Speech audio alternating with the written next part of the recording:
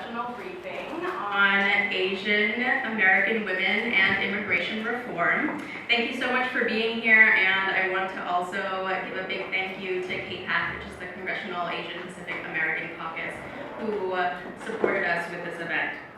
I'm Shabana Torwar, and I'm the Reproductive Justice Program Director at NAPOF, which is the National Asian Pacific American Women's Forum, and I'll be facilitating the conversation here today.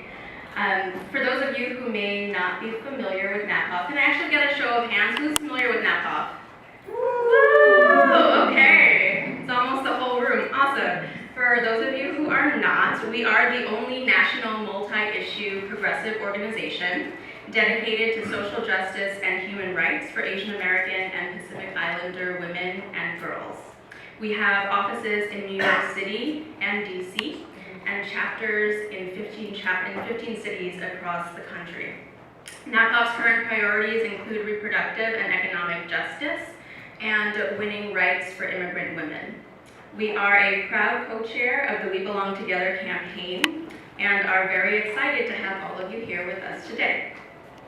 So this event is the public launch of our groundbreaking report, Turning the Page on U.S. Immigration Policy, Immigration and Asian American Women and Families, and it is very timely. Asian Americans now are currently the fastest growing demographic group in the United States. With a population of over 9 million, Asian American women cannot be ignored. As a predominantly foreign-born community, Asian American women must navigate our country's convoluted immigration system.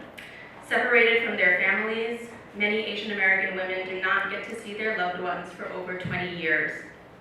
Moreover, our broken system results in numerous safety and health concerns for women in this community.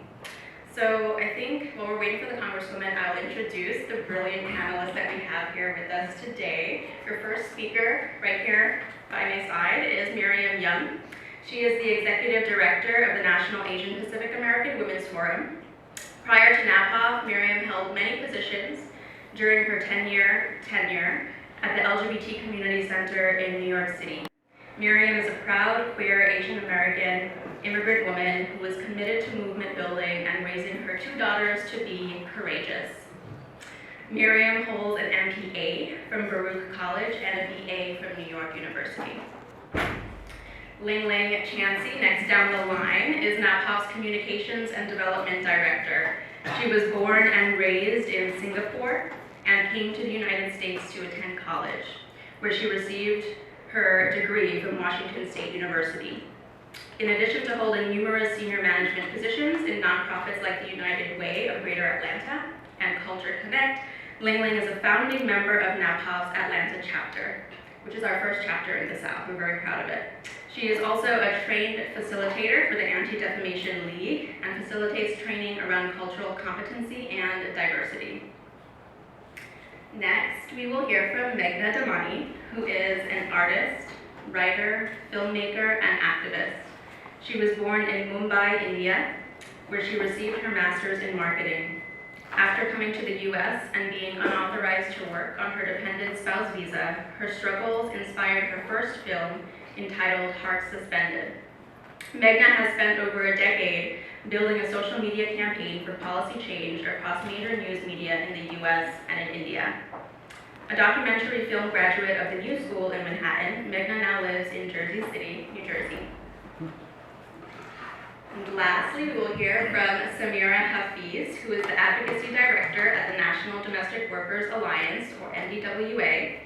At NDWA, Samira directs the Beyond Survival campaign to end the human trafficking of domestic workers and oversees the policy work of the We Belong Together campaign to mobilize women in support of reforms that honor the needs of immigrant women.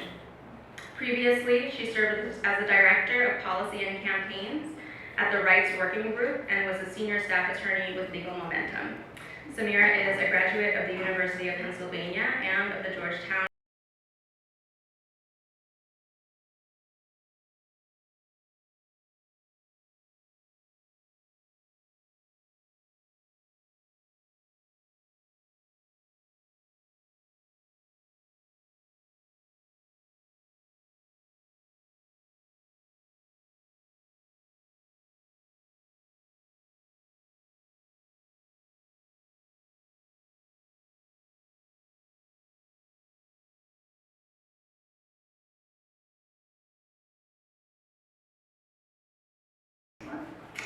I hear Judy Chu is coming right around the corner, so yay! Congresswoman Judy Chu has just arrived as I was about to introduce her as our fierce champion and the leader and head of KPAC, which helped us put this briefing together. Congresswoman, would you like to address the group? Thank you.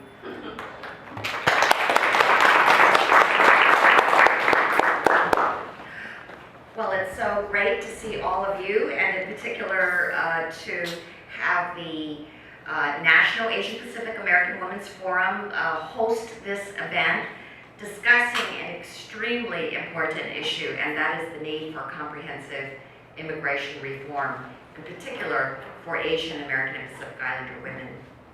It's so important that we continue to come together in forums like this, where we can lift up the stories of so many women and families that are across this nation who are caught in the harsh realities of our broken immigration system.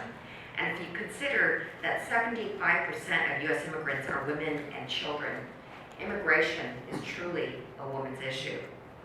Now, I have to say that the stories that are in your report, Turning the Page on U.S. Immigration Policy, Immigration and Asian American Women and Families, are great, and they are crucial examples of why we need comprehensive immigration reform. The one story that hits me hard was that of J.H. J.H. and her parents applied for visa petitions through her U.S.-born sister, and she got to live in the U.S. on the condition that she couldn't leave the country. While waiting for her green card, her father became ill, and he sought the best treatment possible in Korea. But because of her temporary immigration status, J.H. was unable to visit or care for her dying father. If she left the country, she faced a 10-year ban to re-enter. J.H., like so many, faced the impossible choice of choosing between her country and her family. Her father then passed away without J.H. ever being able to say goodbye. J.H.'s green card was approved, but 6 years after her father's passing. And in total, she waited 10 years. The time she missed with her father, well, she'd never get that back. It's so important for us to hear about stories like J.H.'s, to show how the broken immigration system affects all of us. In particular, API women are wives, sisters, daughters, mothers, and caretakers. And when they are separated from their families, our whole community suffers. We must also know that these problems are not new, but built upon a system that has targeted API women through unfair immigration laws that date back over a century old. In fact, it was Chinese women who were targeted with anti-immigrant laws with the Page Act of 1875, which labeled Chinese women as prostitutes, prohibiting migrant Chinese men from sponsoring or reuniting with their wives. And that's why we, the lawmakers in Congress, need the help of the National Asian Pacific Women's Forum, We Belong Together, and other great community organizations that have brought a human face to the problems that we're addressing. And it's so great that you are emphasizing the Asian Pacific Islander stories, because sometimes that is forgotten in this whole debate. And so we feel it's our mission to make sure that people hear that Asian Pacific Islanders have a huge stake in fixing our broken immigration system. So the API voice has to be heard. J.H. waited 10 long years for her green card, but she's not alone. APIs are disproportionately affected by the backlog. In fact, 4.2 million individuals are caught in the current family visa backlog, and of these, over 40% are from Asian countries. On top of this, we know that 70% of immigrant women currently attain legal status for a family-based visa. And that means that API women are disproportionately affected. And APIs make up over 80% of those caught in the employment backlog. That's not right. Families are separated for decades at a time. They miss their loved ones' birthdays, weddings, and even funerals. And those that are already contributing and laying roots in our communities should be able to stay together with their loved ones and not fear having to be sent back to a home that they may not even know. So as chair of the Congressional Asian Pacific American Caucus, or CAPAC, I've been working with my colleagues to fix our country's broken immigration system. Last year we did work with President Obama to ensure that his executive actions address the need of our API community. And I'm so glad that he did respond. Of the more than 1 million undocumented API individuals living in the US, nearly 400,000 APIs are expected to benefit from the President's expansion of the already successful Deferred Action for Childhood Arrivals, or DACA program, or the new Deferred Action for Parents, or DAPA program. But even though 8% of young people who are eligible for DACA come from Asian countries, guess what? Only 2.6% of the DACA recipients are API. That means that APIs are definitely under-enrolled in this program, which means they aren't taking advantage of the opportunities that are there for them to become legalized. So, as great as the President's executive actions are, it's only the first step. We need comprehensive immigration reform. We also need to get the word out for everybody to be able to participate in the programs that are available to them. I am so glad to see these great groups here together, working together to make sure that our families can stay together and to ensure that every aspiring American has the opportunity to fully contribute to our country. Thank you, and I hope you have a truly productive briefing.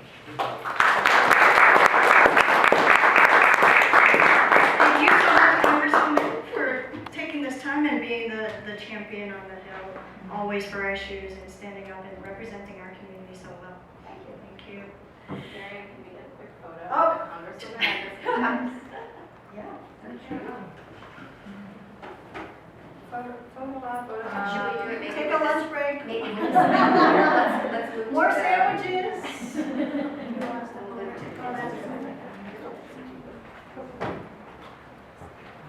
So Asian.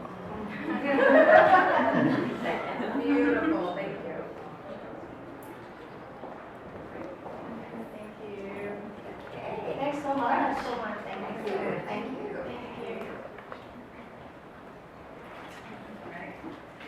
Well, so much context has been laid already by Congresswoman Chu's remarks and a little bit by Shavana, and I just want to give a little bit more context and get out of the way, because much of the heart of the briefing is really from the stories that we're going to hear today from Ling Lang and Meghna, and also the more stories from Samira.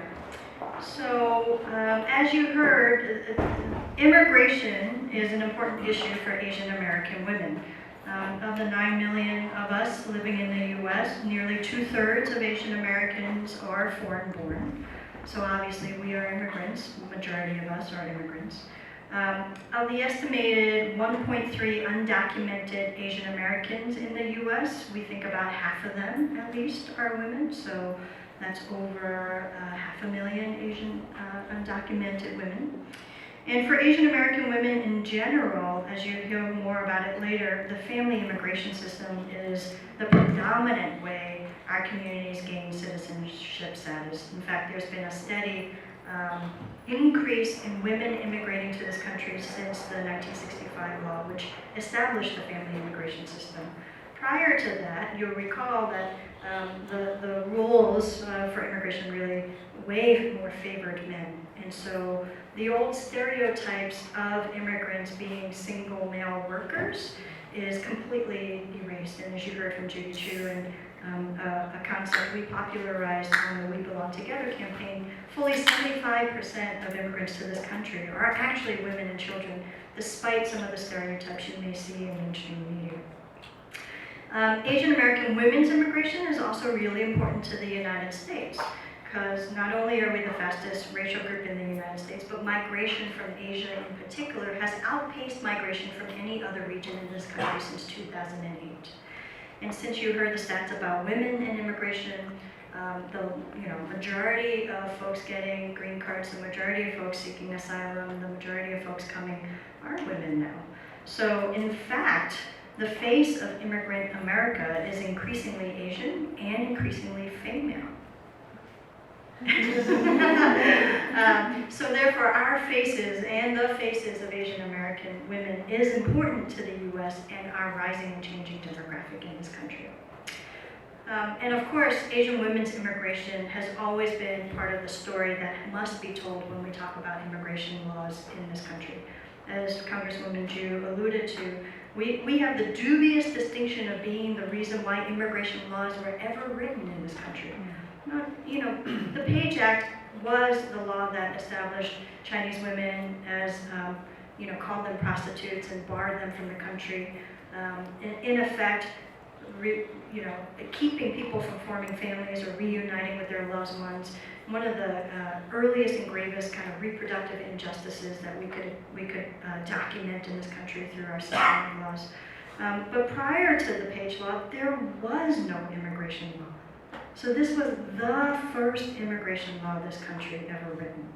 And it was on our behalf and our backs. It was a deep insult and injury to the Asian American community, of course. And I had the pleasure of doing some speaking in the West last year and did a talk in Idaho. And in researching Idaho, in the 1800s, Idaho was a quarter, more than a quarter, 27% of the Idaho territories were actually Asian American, or Asian at the time in the 1820s. And had it not been for the Page Act, the Chinese Exclusion Act, and rampant enforcement of anti-Asian sentiment and violence that drove out the Chinese community from Idaho, Idaho would look like a really different state today had there been a parallel universe that allowed it to continue. So I draw on this because our immigration system in this country has always been based on exclusion, unfortunately, and violence, and not about welcoming those who come here to settle and to form families. It has always used a harsh stick of enforcement that's hurt mostly women and families, I would say. And though our enforcement regime today is not targeted to Asian Americans as they were in the 1820s and 50s, we've now turned that stick on Mexicans and Central Americans. It's the same thread, right? It is the same, I would say, counter-American value of liberty and freedom that really carry through today. And that's also an important story about why Asian Americans in our history here is important, and why Asian Americans must also stand in solidarity and do stand in solidarity with the harsh enforcement tactics that we see today. So at NAPOF, we believe it's time to turn the page, get it? Turn the page, turn the page on immigration policies. In our extensive research and analysis of the needs of Asian American women that we documented in this book that all of you will get or have gotten, we lay out 4 major pillars of policy improvements that our communities are crying for. Really, generally and broadly, they are citizenship for all. They are preserving the family unit. They are freedom from violence, and they are ensuring health access and equity. 4, I would say, primarily American values, and also values that speak to the human rights of all people, but particularly women around the world, particularly migrants. I will say there's more on the policy documents here. We call for specific things. And you're going to hear in the stories that we present next some of the reasons why we need these things and why these 4 pillars were established. So with that, I'm going to turn it over to Lang Chansey, sitting right to my right, and my fierce Communications and Development Director, who's going to share actually her personal story that relates to why preserving the family unit is so important. Thank you. Thank you all so much for coming out today. My name is Lang Chansey. I'm the Communications and Development Director here at NAPOF. You know, I think about turning a page. I worked on it. I've read it like, I probably know every single page, something on every single page. I've looked at it so much. And the most ironic thing is I've never really took a step back and look at my own story. And in fact, this is the first time I'm publicly sharing my own visa backlog story, because as somebody who is a social justice worker, you know, you work so hard on the issue issues and hearing other people's stories, you don't think about your own stories. As Representative Judy Chu talked about J.H.'s story, she's actually a personal, really close friend of mine. And so I've witnessed her visa backlog story firsthand. And unfortunately, she can't be here today. She is actually caring for her very sick mother back in Atlanta, Georgia. So I'm glad that part of her family is united at this point so that she can spend some moments with her family. So before I get into my story, I came to this country back in 1993 and became a naturalized citizen back in 2007. My visa backlog, in order to really fully understand my visa backlog story, you have to really first understand my relationship with my sister and what she means to me. My sister and I have not lived on the same continent for the last 24 years. She is 5 years older than me. She was always the caregiver and the protector in my life. I grew up in a really violent household, and my very first memory of my sister protecting me was I was probably 5 years old. The adults in our family was always fighting over money and something about money. On this one occasion, we were coming home, my sister was holding my hand and we were walking home, and as we entered the door, we heard this loud crash, and what we saw was the glass coffee table in the living room was smashed, and there was blood everywhere. So my sister immediately took me into her arms and kind of like did the don't look and took me to the kitchen. And this is just an example of many of these similar stories that I walked into and when I was growing up as a child. My parents were very busy starting their business, small business, so they never had time to care for me. So my sister, who was 5 years older than me, was always my caregiver.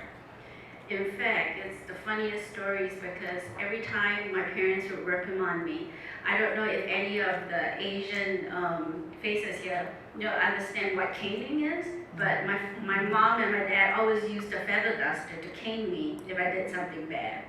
And my sister would always be the person at the middle of the night when everybody's asleep to take the medication out and put medication on the places that I was caned. So growing up, we shared a room. We were really close. And when I was between 12 and 13, my sister left Singapore and came to the United States to attend undergraduate, to get her undergraduate degree. So that was the very first time that she and I were separated. As I entered 7th grade, I kind of lost my way. I was very lost, and at the end of the seventh grade year, I was put into a slow learning class in my 8th grade. When my father found out at the principal's meeting that I did not do well in 7th grade and was put in the worst class in the school, he basically outcast me for the next year.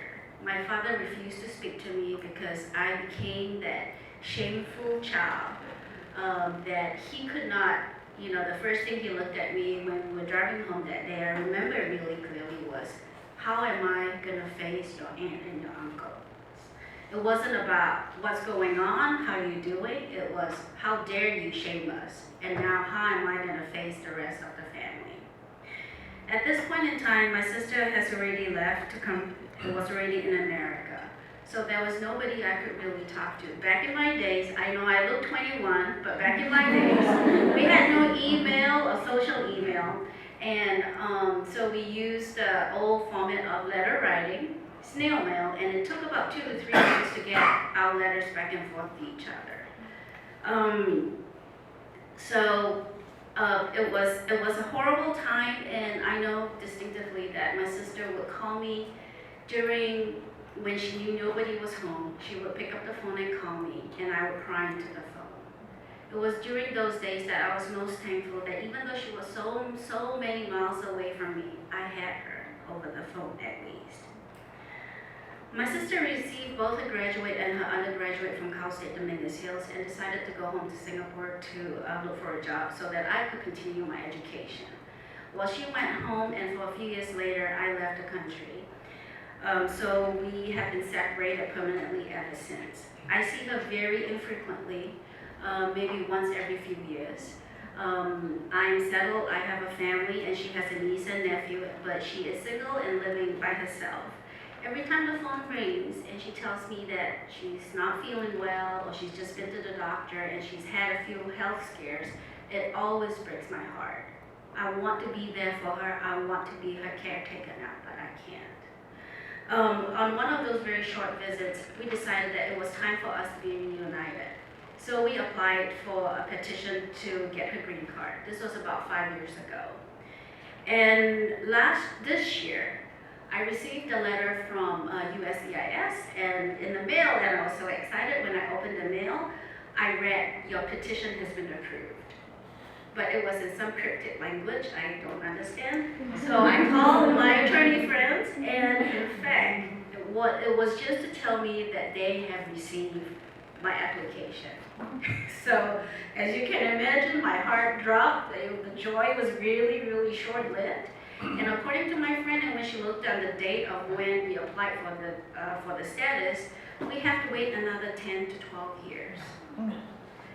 So I'm saying all this is that families should not be kept apart for such a long time. The immigration system is really, really failing us. It's just not failing me and my sister and my family. It's failing so many millions of people.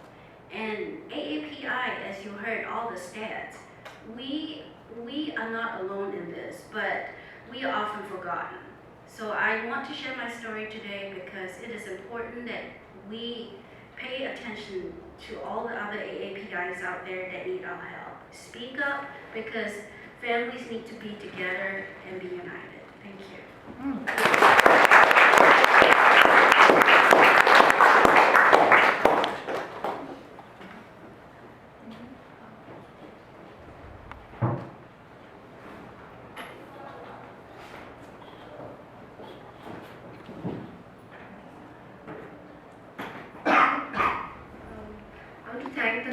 Team and everybody who's worked so hard to put this event together, and thank you for having me here. I'm going to share my story. I grew up in Mumbai, India, in a business family.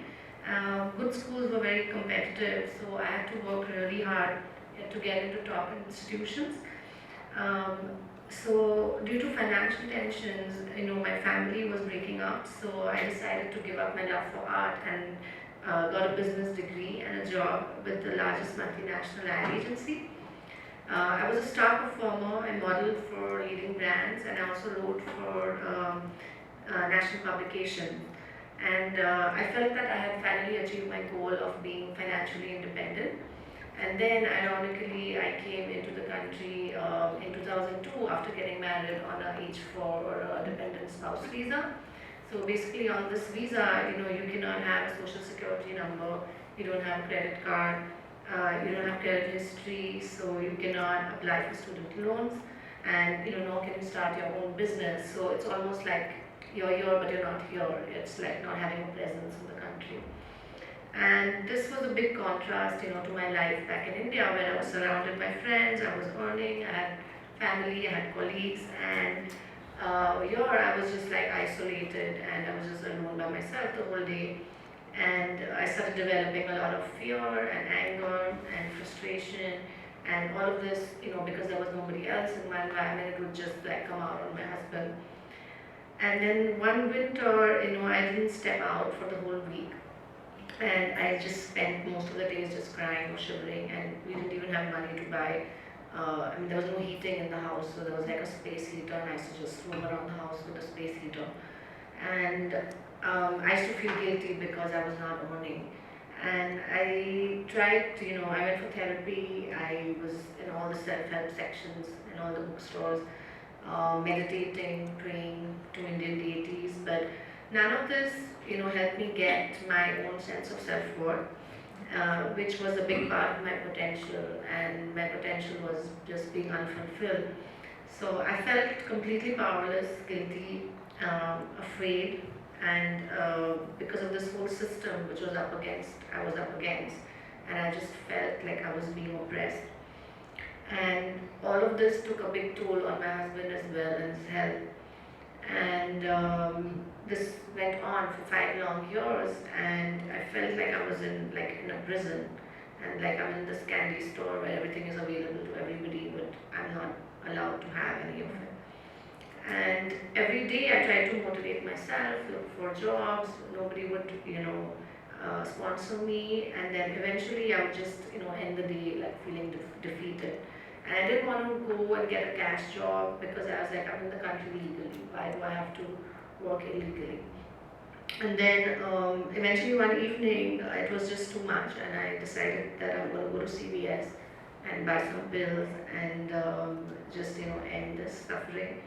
And luckily for me, one of my friends was online, and she told me about this practice of nurturing Buddhism, which is chanting this phrase Nam-myoho Renge Kyo, which brings the power out of your life and transforms your reality, or at least how you are perceiving your reality. So I got a lot of hope from that, although I was in too much of a daze to really understand what was happening. And then I called the suicide helpline. Then I was separated from my husband because I went back to India to be around my family and to get my strength back. And I joined my old company, and we were separated for almost about a year, which took a big toll on both of our families. And my Buddhist group supported me in coming back, and they told me that because you are going through this, this is your karma, but it's also your mission to help other women on this visa.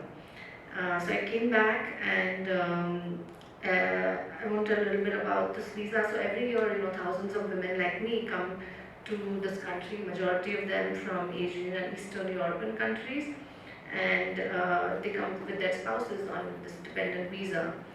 And due to the restrictions, many of them get caught in exploitative situations, like of being economically dependent. Many are in abusive relationships.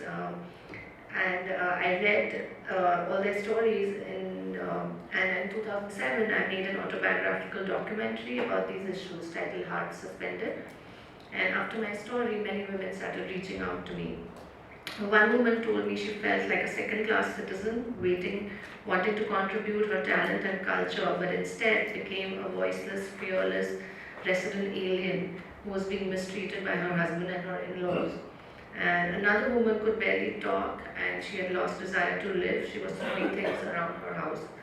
I encouraged them to share their stories. I created a support group and a newsletter, and the issue started, gaining awareness in the media and educational circles.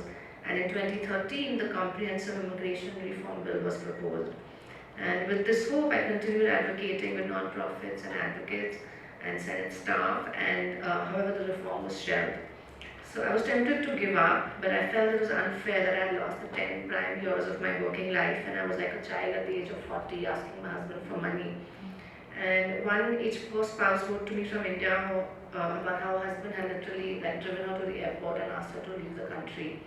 And another one wrote, till today I curse myself for coming to the US. My family life is terrible. I've considered suicide many times, but I can't trust my kids' life to an inconsiderate person. Thanks for speaking for unfortunate lives like mine. So that kept me going whenever I read these stories. I cannot give up. And in 2014, the DHS proposed a bill to allow certain H4 spouses to work. And we created, with the help of some students, we created a public service video which went viral, and the comments increased. And then finally, this May 26th, about 179,600 H4 women could apply for work authorization thanks to executive action. These women are hopeful, but they are really apprehensive because they have had a large gap of 3 to 10 years. They don't know who's going to employ them. And what's devastating is this is not applicable to all H4 holders, because it's not applicable to the women who are not on the path to legal permanent residency. So this fear that these women are going to take away from the limited pool of jobs is unfounded.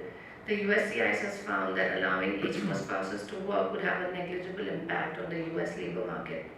So in this day and age, in a country where the women's movement began and where the Universal Declaration of Human Rights was drafted, it is unbelievable that women are being forced into dependency on their spouses, and their professional talents and leadership is being denied. Further, as a world leader, it makes no sense for the US to lag behind and forego talent to its contemporaries like the UK and Australia, who have wholeheartedly embraced immigrant spouses, allowing them to work and recognizing that they are assets, not liabilities. I just want to end with a quote from my mentor, Daisaku Ikeda, who is a Buddhist philosopher, peace builder, and educator. He says, everything starts with one person rising to action. A single individual possesses tremendous inner strength. We just need to believe in our vast potential, stand up, and reach out sincerely to form positive ties with one person after another. So please join me in raising your voices in support of H4 spouses, showing their stories and helping them pursue their dreams, because I do believe that America is really the land of dreams. It can be. Thank you.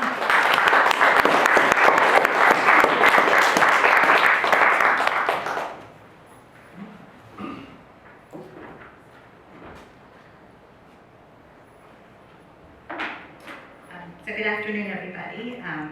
I'm Samira Hafiz from the We Belong Together campaign, and I also wanted to thank all the NAPOP sisters for this wonderful briefing. Siobhan, you did a great job organizing, and I also wanted to thank Ling Ling and Meghna for sharing your very personal and powerful stories. Thank you for your leadership. So 5 years ago, the notorious Arizona law, SB 1070, was signed into law. For those of you that aren't familiar with what SB 1070 does, among many horrible things, it mandates law enforcement to engage in racial profiling. This was a really galvanizing time for the immigrant rights movement because it had not quite been targeted in this way in a while. And there was lots of discussion about racial profiling and this law enforcement mandate, how it would impact business and the economy. There was a massive boycott and litigation that has resulted in most of SB 1070 not being in effect. At this time also, a group of women leaders came together, led by NAPOF, Miriam, as you hear right here, and the National Domestic Workers Alliance, led by Ajin Hu. And they decided that there needed to be some way to elevate how SB 1070 impacted women and how harsh immigration enforcement impacted women. So they formed a women's delegation that went to Arizona on Mother's Day to investigate SB 1070. They found children paralyzed with fear, domestic violence shelters with empty beds because women were too afraid to go to them for help, and mothers afraid to take their kids to school, to the doctor, even to the grocery store. SB 1070 affected undocumented members of the community, documented members of the community, U.S. citizens, people of color, and the entire community of Arizona and beyond. It also led to the formation of what has become the We Belong Together campaign, which planned subsequent delegations to Alabama and Georgia after they also signed similar harsh enforcement laws into effect, and a delegation to the border community. We Belong Together has done some very fierce mobilizations. Our mobilizations generally involve 100 women at least. We've done a fast for immigration reform. We've conducted one of the largest civil disobedience involving women, where 100 women were arrested on an intersection right outside here. And we are now planning to do a pilgrimage to coincide with the Pope's visit in September to demand a humane immigration system. And so as the policy debate shifted to comprehensive immigration reform, the We Belong Together campaign also began to think about what role we could play in ensuring that this debate honored the needs and contributions of women. And we decided that our role was to provide a gender analysis. And we developed a 6-pronged policy agenda for women, for immigrant women, and women in general. The first was a broad and clear roadmap to citizenship for all members of the undocumented community. Second was reunifying families separated by the backlogs, which led enforcement. Fourth was valuing with women workers, and Meghna has also done a lot of work with our campaign to support that pillar. Enhancing protections for survivors of domestic violence, and finally reforming the detention system, including ending family detention. Today I just want to briefly focus on 2 of those priorities, protections for survivors and detention. The campaign decided that one of our priorities would be protections for survivors of gender-based violence. If you look at the statistics, they're really quite alarming. Worldwide, an estimated 1 in 3 women experience domestic violence, rape, or abuse in their life. 1 in 3. It's estimated that 80% of women and girls that are migrating to the U.S. from Central America experience sexual assault during the migration process. There's rarely accountability for perpetrators. Immigrant women, unfortunately, are more likely to experience domestic violence than U.S.-born women because of how immigration status functions as a tool of control and often keeps women in violent relationships. There are legal protections under the Violence Against Women Act and our asylum laws, but there are many barriers to accessing those protections for immigrant women. Language barriers, difficulty accessing legal and social services that are culturally and linguistically appropriate. And as I talked about at the beginning with the police involved in our immigration work, there's a great fear of accessing the police for safety and justice.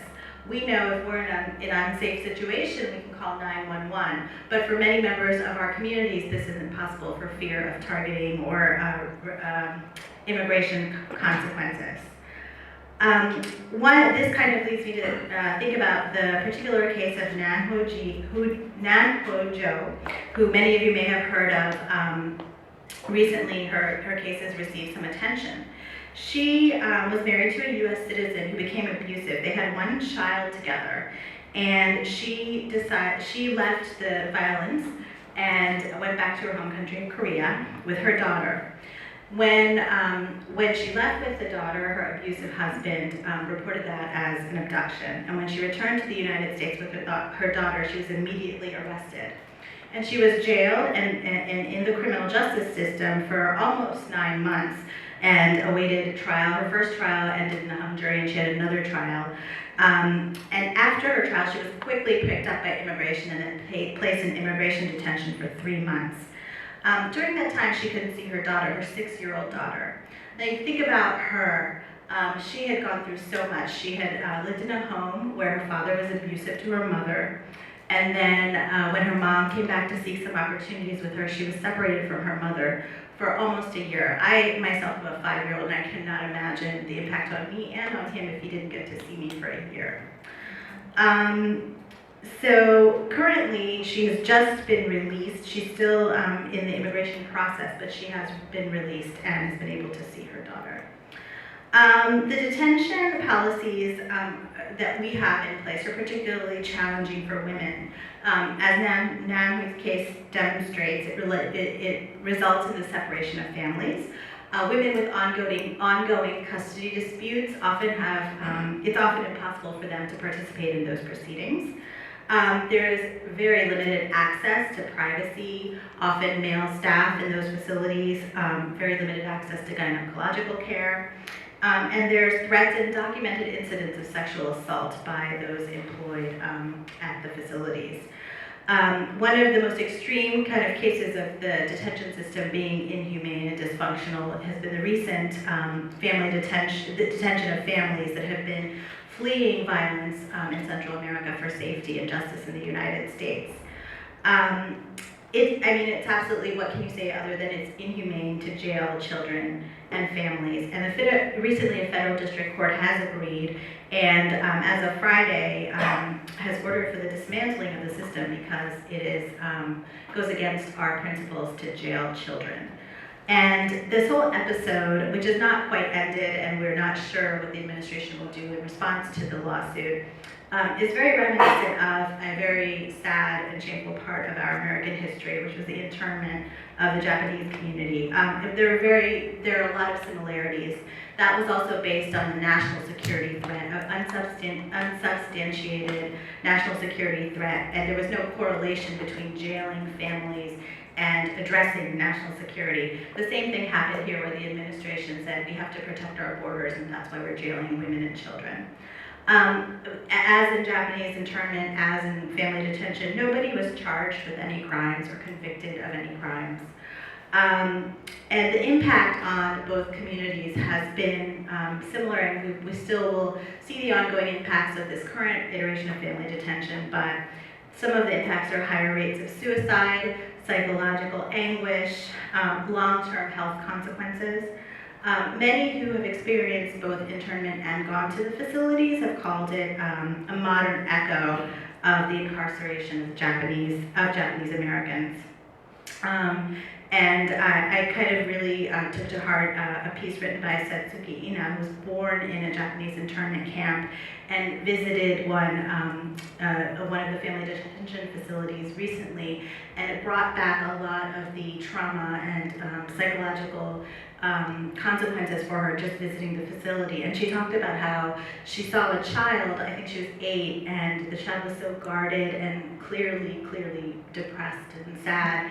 And she connected with her by folding up a napkin or tissue as a flower, and the delight that the child experienced. And she saw that when she gave her the flowers, the child's delight, that only a child, you can see that in their face, but then she quickly became guarded because she remembered where she was. And the impact of that story really struck me, and it was very striking for her too, who had also experienced internment.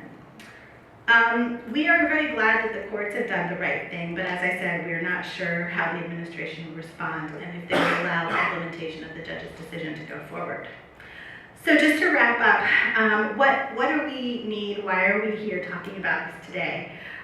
Clearly we need a productive, humane, and meaningful discussion about comprehensive immigration reform that prioritizes the needs of women. We're lucky to have a champion such as Representative Chu, who always is very principled and outspoken on our needs, but we need to build more champions like that and ensure that our agenda is part of comprehensive immigration reform.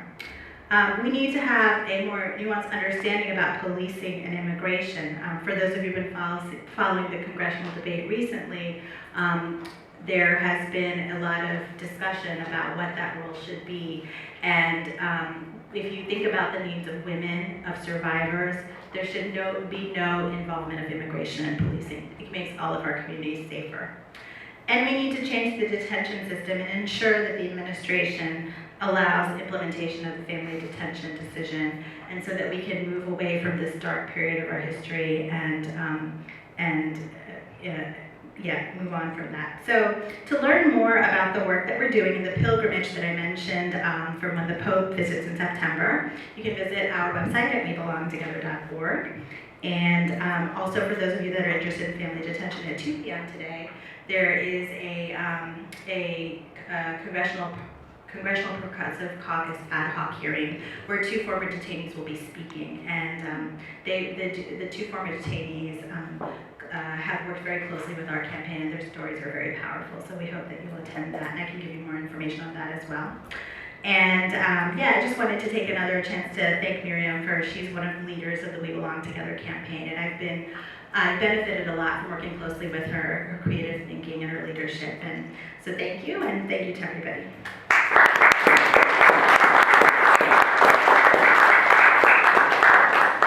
Thank you so much to all of our panelists for sharing your experience and your expertise, and a special thank you to Meghna and Ling for sharing your stories. I think it's so important that we share our stories and connect our personal experiences to what's happening in the policy world.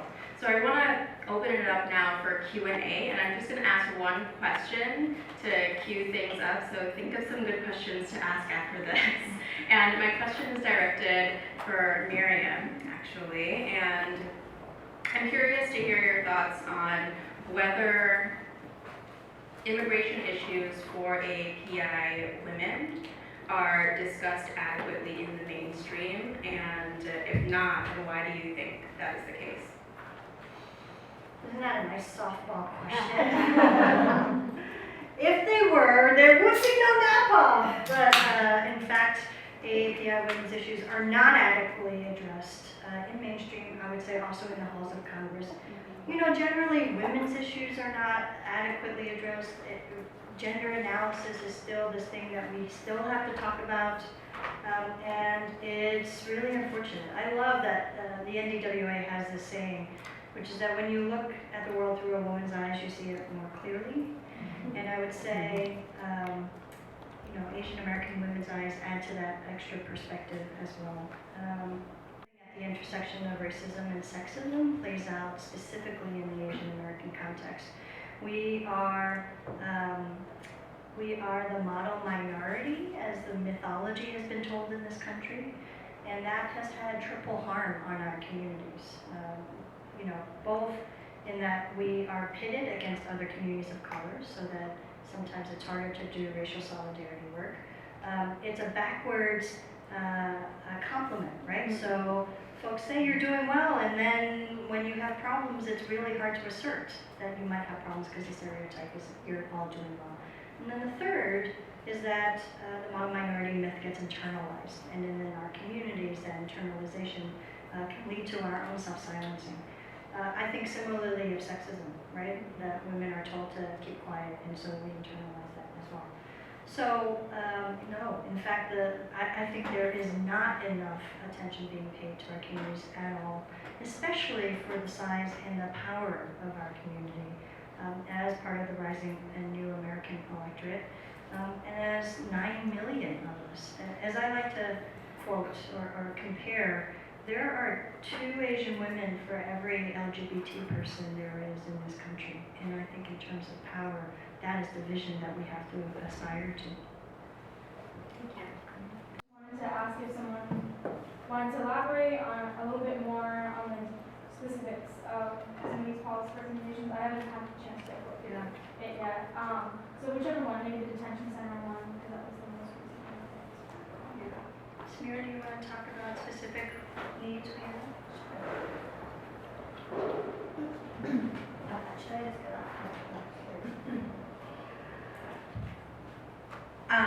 Sure, thank you for that question, and I also encourage you to look at both Turning the Page and We Belong Together's In the Heart of the Matter report, which you can find on our website.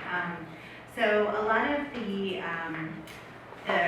there's quite extensive recommendations around detention. Some of them include the Department of Homeland Security has adopted a policy to make child custody proceedings to be able to participate and access those proceedings, but implementation of that has been looking at.